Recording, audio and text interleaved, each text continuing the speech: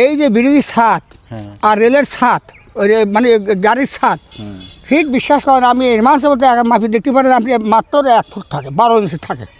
আর যদি বসে থাকলে সেটা পড়বেই, মরুক আর বাঁচুক সেটা বিষয় না, সেটা পড়বে। সম্মানিত দর্শকবৃন্দ, আমি এখন দাঁড়িয়ে আছি রাজবাড়ী জেলার পাংশা ও কালোখালী থানার মধ্যবিত্ত স্থান কালিকাপুর রেলওয়ে ব্রিজ। আর এই ব্রিজ নিয়েই রয়েছে বহুত আলোচনা সমালোচনা, কেননা এটি একটা ব্রিজ নয়, এটা একটা মৃত্যু ফাঁদ। এই ব্রিজটা ব্রিটিশ আমলে তৈরি হলেও এখন পর্যন্ত এই ব্রিজে প্রায় 1000-এর উপরে মানুষ মারা গিয়েছে। কেন মারা গিয়েছে, কিভাবে মারা গিয়েছে, সেটা নিয়েই আজকের বিস্তারিত আলোচনা আসবে। অবশ্যই ভিডিওটা সম্পূর্ণ দেখবেন এবং এলাকাবাসীর মুখ থেকেও আমরা শুনবো এই ব্রিজের ইতিহাস, ঐতিহ্য। আপনারা দেখতেই পাচ্ছেন যে এই ব্রিজটা রেল থেকে সামান্য একটু উপরেই কিন্তু এর রেলিং দেওয়া রয়েছে, যার কারণে যখন রেলগাড়ি চলাচল করে, বিশেষ করে ছাদে যদি কেউ থাকে, সামান্য একটু মাথা উঁচু করলেই তার মাথাটা কেটে পড়ে যায়। এভাবেই মারা গেছে হাজারো মানুষ। আমার বাসাটা বাবা এই ব্রিজের পাশেই, কারণটা হলো যদি শুয়ে থাকে ট্রেনের উপরে তাহলে আর সে মারা যায়, বাড়ি লাগে না, কিছুই হয় না। আর যদি বসে থাকলে সেটা পড়বেই, মরুক আর বাঁচুক সেটা বিষয় না, সেটা পড়বে। অজানা হঠাৎ দুয়ারা যেটা ওঠে সেটি হলো পরে পুরে মাথার গিলিমিলি থাকে না, ওদের রডগুলো যাবে না, কতবার ব্যায়াম হওয়া যায়। আমি পানির ভিতরে ডুবা উঠেছি রোগী একটা বাঁশ গাড়ি, তারপর হলো ডুবায়া উঠেছে। আমি উঠেছি সিরাজ, উঠেছে সিরাজ, কমিশনার সিরাজ। কমানোর জন্য এই ব্রিজ তো এটা আগে শুনছিলাম যে যদি ওই ছাদটা করা যায়, ভাঙা যায়, তার লোড ব্রিজ থাকবে না, দাবি যাবে। এখন এটা কাটা সম্ভব না। এটা আমি ভালো মনে করি, এটা আমি সবারই জন্য বলি, আরও বাড়িতে করি বেটা শুয়ে থাকে, আমি মনে সাপোর্ট হয়, আমি ওই না সাপোর্ট হয়, যারা টপ করে বোঝে টপ করে শুয়ে পড়ে, আর যারা জানে তারা তো বাড়ি লেগে মরে যায়।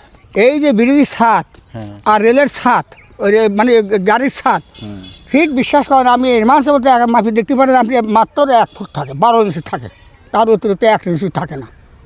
এই যদি গাড়ি থামায়া ড্রাইভার সাহেব মাপি দেখেন আপনার এই ইঞ্জিল বা বগির ছাদ আর ওই ব্রিজের ছাদ কতটুকু ফাঁসা যায়, ওনারাও মাপিয়ে গেছে। আবার লিখিত আমার কাছ থেকে মানে নিয়েও আছে যে আপনার কথা রাইট, 12 ইঞ্চি 1 ইঞ্চি তো 19 ইঞ্চি না।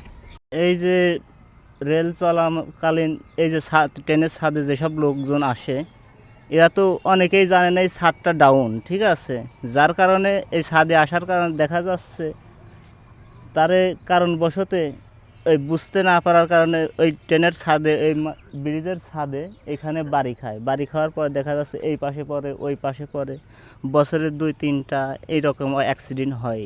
ঈদের সময় লোকজনের গাড়িতে ভিড় প্রচুর, তো এই টাইমেই বেশি হয়, এই কোরবানির ঈদ, রোজার ঈদ এই টাইমটায়, তারপর লালনে যখন মেলা হয় এই টাইমে এই ব্রিজের দুর্ঘটনাটা ঘটে বেশি। ট্রেনের ভ্রমণ তো নিষিদ্ধ হয় না, তবে এই ব্রিজের ছাদটা যদি আর একটু উঁচু করে দেওয়া হয়তো কিংবা খুলে দেওয়া যায় তাইলে দুর্ঘটনা মুক্ত থাকে। এই যে পাংশা রেলওয়ে স্টেশন থেকে যখন যাত্রীরা ট্রেনের ছাদে ভ্রমণ করতেছে, সেই ক্ষেত্রে আপনারা কি পদক্ষেপ নিচ্ছেন? ধন্যবাদ আপনাকে। আসলে বিশেষ করে বাংলাদেশে মুসলিম প্রধান দেশ 2টা ঈদ থাকে, এই 2 ঈদে আমাদের বিভিন্ন কর্মসূচি থাকে। সেই কর্মসূচি মধ্যে আমাদের এখানে ঈদের 1 সপ্তাহ আগে আর 1 সপ্তাহ পরে টোটাল 15 থেকে 20 দিন পর্যন্ত আমাদের এখানে আরএনবি থাকে দেখাশোনা করার জন্য।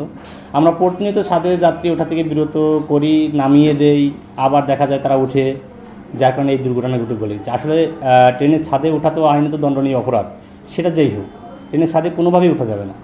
আর উঠলে পরে এই যে এরকম প্রাণহানি হয়েছে, কার কীভাবে মৃত্যু আছে সেটা বলা যাবে না, কিন্তু আমরা ট্রেনের ছাদে ওঠা থেকে আমরা বিরত থাকবো। এটা আমার বাংলাদেশের যারা ট্রেনের যাত্রী আছে সবার কাছে আমার রিকোয়েস্ট, ট্রেনের ছাদে ভ্রমণ থেকে আপনারা বিরত থাকেন।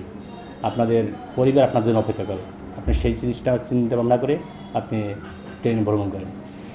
এটা ব্রিটিশের তৈরি ব্রিজটা, উপরের ছাদটা যদি খুলে দেওয়া হয় এই ব্রিজটা টোটালি হালকা হয়ে যাবে, যার কারণে দুর্ঘটনা, ব্রিজটা ভেঙে পড়তে পারে, আরও অনেক ঝামেলা হতে পারে, যার কারণে ওটা খোলা হচ্ছে না।